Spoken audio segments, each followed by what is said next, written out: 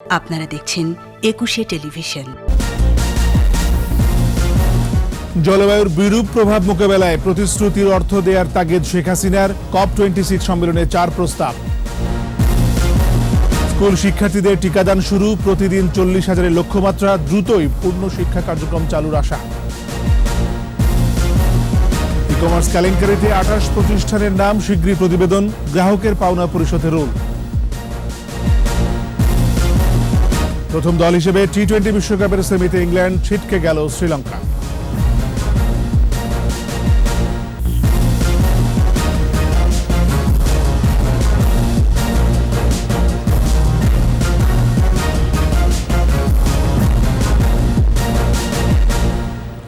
শুনছিলেন first security ইসলামী bank limited সংবাদের শিরোনাম। আমন্ত্রণ রাতের ২১শে সংবাদে, সাথে আছি আমি এমএজি ওসমানী। দর্শক, ২১শে টেলিভিশনের সংবাদ সরাসরি একই সাথে দেখতে পাবেন আমাদের ফেসবুক পেজ www.facebook.com/2124 অনলাইনে।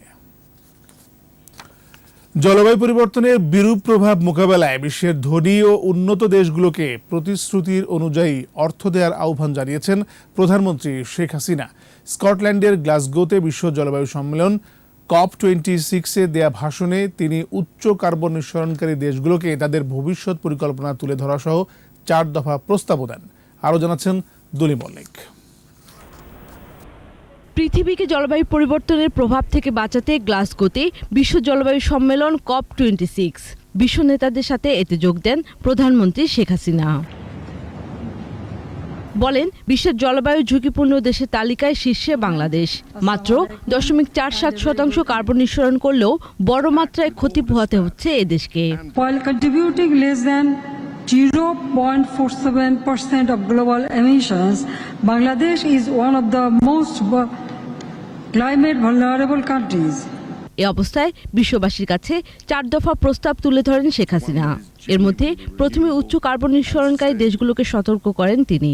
Excellencies, let me end with following 4 points. First, the major emitters must submit ambitious NDCs and implement those. একই সাথে বিশ্বের উন্নত দেশগুলোকে বছরে $100 বিলিয়ন দেওয়ার প্রতিশ্রুতি পূরণের তাগিদ দেন Sheikh Hasina. Developed countries should fulfill their commitments of providing $100 billion annually with a 50-50 balance between adaptation and mitigation. Bangladesh সহ জলবায়ু ঝুঁকিপূর্ণ দেশগুলোকে সাশ্রয়ী অর্থে পরিবেশ বান্ধব প্রযুক্তি সরবরাহ সহ জলবায়ু উদ্বাস্তুদের সহায়তার উপর জোর দেন প্রধানমন্ত্রী।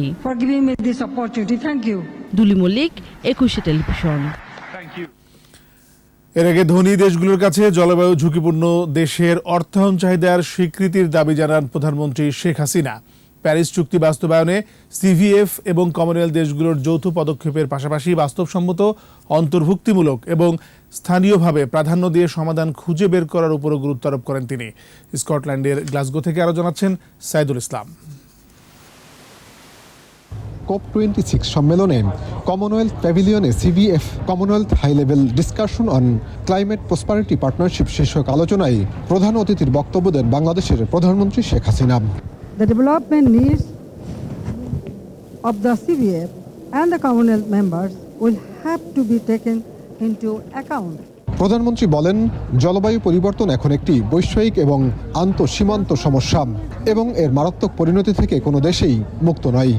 No country is immune from these grave consequences.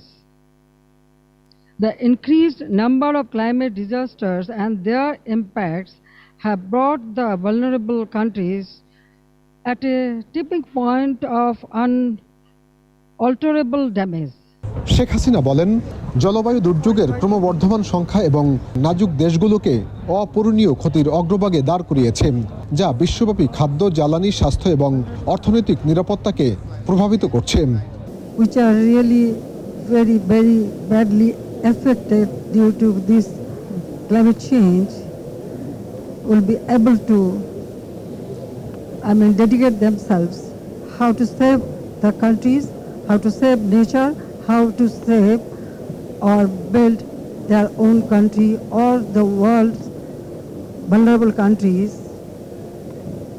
for the future generation, because we always have to think about our future generation. এই গ্রহ এবং ভবিষ্যৎ প্রজন্মকে বাঁচাতে সকলকে জরুরি এবং সিদ্ধান্তমূলক পদক্ষেপের তাগিদ দেন বাংলাদেশের প্রধানমন্ত্রী। We have to take urgent and decisive action to save our planet and our future generation. CBF এর চেয়ার শেখ হাসিনা সিবিএফ এবং কমনওয়েলথের মধ্যে কার্যকর সহযোগিতা করার জন্য 6 দফা প্রস্তাব দেন। Pragmatic, inclusive and locally led solution. Saidul Islam, 21 television, Glasgow, যুক্তরাজ্য। ফাইজারের টিকায় 12 থেকে 17 বছর বয়সী শিক্ষার্থীদের ভ্যাকসিন দেওয়া শুরু হচ্ছে। রাজধানীর 8টি কেন্দ্রে প্রতিদিন 40,000 টিকা দেওয়া হবে বলে জানিয়েছেন স্বাস্থ্যমন্ত্রী জাহিদ মালিক। আর শিক্ষামন্ত্রী ডাক্তার দীপু মনি বলেন, টিকাদান কর্মসূচি যত দ্রুত সফল হবে তত দ্রুত পুরোপুরি শিক্ষা কার্যক্রম চালু করা যাবে। বিস্তারিত জানাচ্ছেন স্মৃতি মণ্ডল। রাজধানীর মতিঝিল আইডিয়াল স্কুল অ্যান্ড কলেজে 12 থেকে 17 বছরের শিক্ষার্থীদের টিকা কার্যক্রম উদ্বোধন করা হয়। এ সময় স্বাস্থ্যমন্ত্রী জাহিদ মালিক বলেন, ফাইজারের 82 লাখ ডোজ টিকা হাতে আছে। পর্যায়ক্রমে সারা দেশে শিশুদের টিকা কার্যক্রম চলবে। ঢাকা শহরে আমরা প্রাথমিক পর্যায়ে 8টি স্কুলে আমরা টিকা দেওয়ার ব্যবস্থা করেছি। প্রত্যেক দিন আমরা বিভিন্ন কেন্দ্র থেকে টিকা দিব প্রায় 5,000 করে, অর্থাৎ ঢাকায় আমরা 40,000 টিকা প্রতিদিন আমরা দেওয়ার একটি পরিকল্পনা হাতে নিয়েছি। শিক্ষামন্ত্রী ডাক্তার দীপু মনি বলেন, স্বাস্থ্য ও শিক্ষা মন্ত্রণালয়ের সমন্বয়ে যত দ্রুত সম্ভব টিকা কর্মসূচি সফল করা হবে। টিকাদান কর্মসূচি আমাদের যত সফল হবে, যত দ্রুত সফল হবে, তত দ্রুত আমরা পুরো দমে আমাদের ক্লাসগুলো আমরা চালু করতে পারবো। শুধুমাত্র টিকা দিলেই হবে না, আমাদের প্রত্যেককে স্বাস্থ্যবিধি মেনে চলতে হবে। টিকা নেয়ার পর খুশি শিক্ষার্থীরা বলছে, পূর্ণ উদ্যমে ক্লাস সহ অন্যান্য সকল কিছুতে অংশগ্রহণ করতে পারবে তারা। যে আমরা এখন আমাদের স্কুলের নিয়মিত কার্যক্রম, পরীক্ষা ইত্যাদি সুরক্ষিতভাবে করতে। টিকা দেওয়ার পরে আমি আসলে নিজেকে অত্যন্ত লাকি ফিল করতেছি, কারণ আমি স্কুলের স্বাভাবিক কার্যক্রম চালিয়ে যেতে পারবো। টিকা নেওয়ার পর আমরা কিছুটা হয়তো সেফ, কিন্তু একেবারেই নিশ্চিত হওয়া যাচ্ছে না, বিকজ এখন আমাদেরকে স্যানিটাইজার ইউজ করতে হবে, মাস্ক পরতে হবে, এখনও স্বাস্থ্যবিধি মেনটেন করতে হবে। পরীক্ষাটা নিশ্চিন্তে দিতে পারবো। আর প্রধানমন্ত্রীকে অনেক অনেক ধন্যবাদ। অভিভাবকরাও স্বস্তি জানিয়েছেন এমন উদ্যোগে। করোনা ভ্যাকসিন নেওয়া হয়েছে, সেজন্য তারা পড়াশোনা মনোযোগ সহকারে করতে পারবে। এসএসসি পরীক্ষার আগে সব শিক্ষার্থীকে টিকার আওতায় আনা হয়তো সম্ভব হবে না, তবে চেষ্টা থাকবে বলে জানিয়েছেন দুই মন্ত্রী। স্মৃতি মণ্ডল, 21 টেলিভিশন, ঢাকা। ই কমার্স কেলেঙ্কারিতে উঠে এসেছে 28 প্রতিষ্ঠানের নাম। 3টি গোয়েন্দা সংস্থার পৃথক প্রতিবেদনে এসব প্রতিষ্ঠানের আর্থিক কেলেঙ্কারির নানা তথ্য উপাত্ত উঠে এসেছে। বাণিজ্য মন্ত্রণালয়ের উচ্চ পর্যায়ের বৈঠক শেষে জানানো হয়, ইভ্যালি সহ ই কমার্স প্রতিষ্ঠানের কাছে আটকে থাকা গ্রাহকের 214 কোটি টাকা শিগগিরই ফেরত দেওয়া হবে। মফিউর রহমানের রিপোর্ট। সাম্প্রতিক সময়ে দেশে ই কমার্স কেলেঙ্কারির পর লাগাম টেনে ধরতে তৎপর সরকার। একই সাথে প্রতিষ্ঠানগুলোতে গ্রাহকের আটকে থাকা টাকা ফেরত দেওয়ারও উদ্যোগ নেওয়া হচ্ছে। সমস্যাগুলো হয়েছে, এরই অংশ হিসেবে সচিবালয় বাণিজ্য মন্ত্রণালয়ে উচ্চ পর্যায়ের বৈঠক অনুষ্ঠিত হয়। বৈঠকের সিদ্ধান্ত অনুযায়ী সব ই কমার্স প্রতিষ্ঠানকে ইউনিক আইডি নিতে হবে বলে জানান অতিরিক্ত সচিব। খুব দ্রুতই এই ইউনিক বিজনেস আইডি যেটা আছে সেটা আমরা চালু করব, এবং যারা এই ই কমার্সের বিজনেস করবে তাকে ম্যান্ডেটরি এটা রেজিস্ট্রেশন করতে হবে। এই রেজিস্ট্রেশনটা আমরা খুব শিগগিরই আমরা খুলে দেবো, এবং এটা তারা অনলাইনেই করতে পারবে। সরকারের 3টি গোয়েন্দা সংস্থা 19, 17 ও 13টি প্রতিষ্ঠানের বিরুদ্ধে তথ্য দিয়েছে। এর মধ্যে 8 প্রতিষ্ঠানের নাম 2টি প্রতিবেদনে এসেছে। এসব প্রতিষ্ঠানের তালিকা বাংলাদেশ ব্যাংকের কাছে হস্তান্তর করা হবে। এছাড়া ব্যাংক হিসাব সহ অন্যান্য তথ্য দেওয়া হবে মন্ত্রিপরিষদ বিভাগে। একটা বাহিনীর কাছ থেকে আমরা 19 জনের তালিকা পেয়েছি, একটা বাহিনীর কাছ থেকে 17 জনের তালিকা পেয়েছি, আর একটা বাহিনীর কাছ থেকে আমরা 13টা তালিকা পেয়েছি। এই তালিকাগুলো আমরা কম্পাইল করে ফিনান্সিয়াল ইন্টেলিজেন্স ইউনিট, বাংলাদেশ ব্যাংকের যেটা ইন্ডিপেন্ডেন্ট অথরিটি, তাদের কাছে এই তালিকাটা আমরা আজকে হ্যান্ডওভার করব। এই রিপোর্টটা ক্যাবিনেটে যাবে 11 তারিখে। 11 তারিখের পরে আমাদের একটা সিদ্ধান্ত আসবে যে এটা পরবর্তীতে কি করা হবে। 30 জুন থেকে ই কমার্স প্রতিষ্ঠানে আটকে থাকা গ্রাহকের টাকা শিগগিরই ফেরত দেওয়া হবে। ইভ্যালি কেলেঙ্কারির পর কয়েকটি ই কমার্স প্রতিষ্ঠানের ব্যাংক হিসাব ফ্রিজ করে সিআইডি। এ টাকা ছাড় করতে স্বরাষ্ট্র মন্ত্রণালয়ে চিঠি দেওয়া হয়েছে। 214 কোটি টাকা, যেটা আমাদের 30শে জুনের পরে আটকা আছে এবং সেটা আমরা দ্রুত ফেরত দেওয়ার ব্যবস্থা করছি এবং সেই মিটিংয়ের সিদ্ধান্তের আলোকে অলরেডি আমরা নিরাপত্তা বিভাগ যেটা আছে আমাদের স্বরাষ্ট্র মন্ত্রণালয়ে তাদেরকে আমরা চিঠি দিয়েছি এবং এটা ফ্রিজ করা আছে, সেটা ডিফ্রিজ হলে আমরা অন্তত 214 কোটি টাকা ভোক্তাদেরকে খুব শিগগিরই আমরা ফেরত দিতে পারবো। ই কমার্স প্রতিষ্ঠানগুলোতে গ্রাহকরা অনলাইনে পেমেন্ট করেছিলেন, টাকাও ফেরত পাবেন অনলাইনে। ভোক্তার কাছে এটা কিন্তু অনলাইনেই ফেরত যাবে। মফিউর রহমান, একুশে টেলিভিশন, ঢাকা। ই কমার্স প্রতিষ্ঠানের পেমেন্ট গেটওয়েতে আটকে থাকা টাকা গ্রাহকদের কেন ফেরত দেওয়া হবে না তা জানতে চেয়ে রুল জারি করেছে হাইকোর্ট। 4 সপ্তাহের মধ্যে ইভ্যালি নগদ সহ মামলার বিবাদীদের জবাব দিতে বলা হয়েছে। বিচারপতি মোহাম্মদ মুজিবুর রহমান মিয়া ও বিচারপতি মোহাম্মদ কামরুল হোসেন মামলার বেঞ্চ এই রুল জারি করেন। ই কমার্স প্রতিষ্ঠান থেকে পণ্য কিনতে গিয়ে পেমেন্ট গেটওয়েতে আটকে থাকা টাকা গ্রাহকদের ফেরত দিতে গত 21 অক্টোবর হাইকোর্টে রিট দায়ের করা হয়। এর আগে আইনি নোটিশ পাঠিয়ে জবাব না পেয়ে এই রিট করা হয়। নিচে সংবাদ বিরতি, যখন ফিরছি তখন অন্যান্য খবরের সঙ্গে আরও থাকবে। সুন্দরবনে কড়া নজরদারি, স্বাভাবিক জীবনে ফিরে আসা জলদস্যুদের মামলা প্রত্যাহার হবে বললেন স্বরাষ্ট্রমন্ত্রী।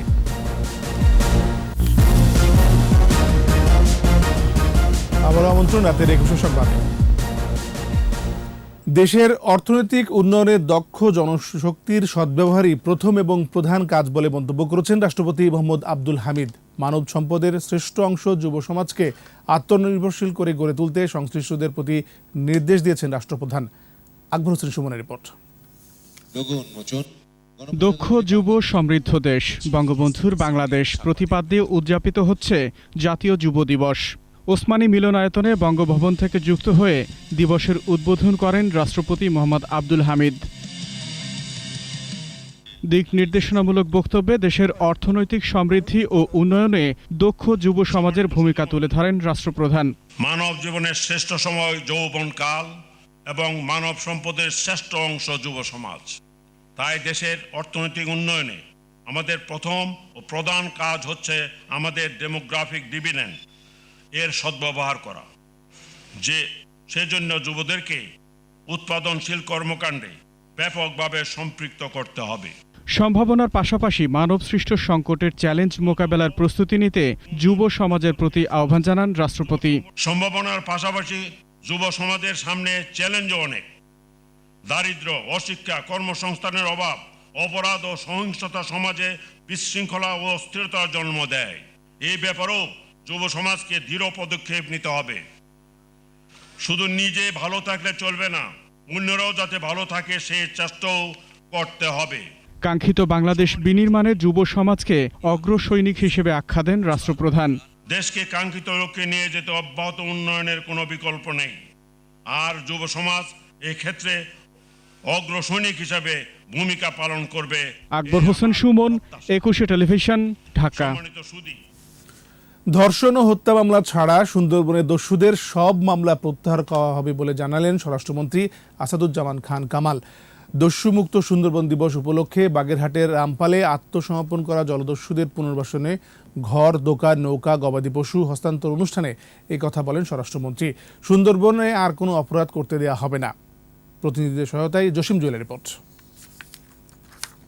2018 সালের 1 নভেম্বর সুন্দরবনকে দস্যুমুক্ত ঘোষণা করেন প্রধানমন্ত্রী শেখ হাসিনা। সুন্দরবনকে আমি দস্যুমুক্ত ঘোষণা করছি। সোমবার সেই ঘোষণার 3য় বর্ষপূর্তি পালন করা হয়। বিপদগামীরা যাতে সঠিক পথে ফেরে সেজন্য তাদের পুনর্বাসনে সহায়তা করছে সরকার। এর অংশ হিসেবে সোমবারও 328 জনের মধ্যে 102টি ঘর, 90টি মুদির দোকান, 12টি জাল ও মাছ ধরার সরঞ্জাম ও 228টি গবাদি পশু বিতরণ করা হয়। অনুষ্ঠানে মন্ত্রী বলেন, সুন্দরবনে কোনো ধরনের সন্ত্রাসী কর্মকাণ্ড করতে দেওয়া হবে না। সুন্দরবনে র্যাবের স্থায়ী ক্যাম্প করারও ঘোষণা দেন স্বরাষ্ট্রমন্ত্রী। ধর্ষণ এবং খুন এই 2টি মামলায় যাতে নামে আছে, তাছাড়া আমরা সব মামলায় তুলে। আজকেও আমি বলছি, আমি আবার রিপিট করছি, আমরা অবশ্যই সেই জায়গায় এখনো সঠিক আছি। আমাদের কাছে আমি বারবারই এসেই জিজ্ঞাসা করি যে কয়টি মামলা আছে, আমাদের কাছে নিয়ে এসো। স্বরাষ্ট্রমন্ত্রী বলেন, সুন্দরবন এলাকায় কেউ সন্ত্রাসী কর্মকাণ্ড করতে চাইলে নিরাপত্তা রক্ষাকারী বাহিনীও বসে থাকবে না। যারা এই ধরনের আবারও চিন্তা করবেন তাদেরকে আবারও আইন শৃঙ্খলা বাহিনীর মুখোমুখি হতে হবে, এটা আমি বলে দিয়ে যাচ্ছি। অনুষ্ঠানে খুলনার সিটি মেয়র, পুলিশের মহাপরিদর্শক বেনজির আহমেদ, র্যাবের মহাপরিচালক আব্দুল্লাহ আল মামুন সহ অন্যরা উপস্থিত ছিলেন। জসিম জুয়েল, 21 টেলিভিশন। আবারও নিচ্ছি সংবাদ বিরতি। যখন ফিরছি তখন অন্যান্য খবরের সঙ্গে আরও থাকবে। টি-20 বিশ্বকাপে নিয়ম রক্ষার ম্যাচ, মঙ্গলবার বাংলাদেশের প্রতিপক্ষ দক্ষিণ আফ্রিকা।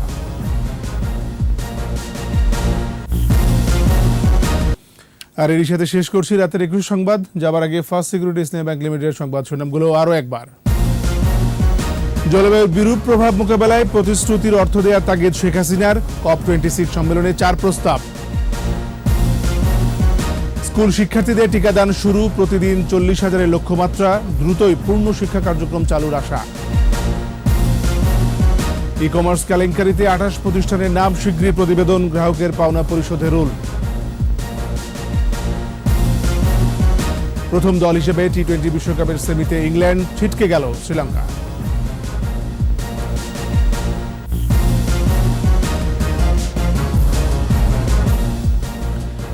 সর্বশেষ খবর জানতে ডায়াল করুন 202 নম্বরে, আর ভিজিট করুন 21tv.com ওয়েবসাইটে। এছাড়া ফেসবুকে ভিজিট করতে পারেন facebook.com/2124 অনলাইন।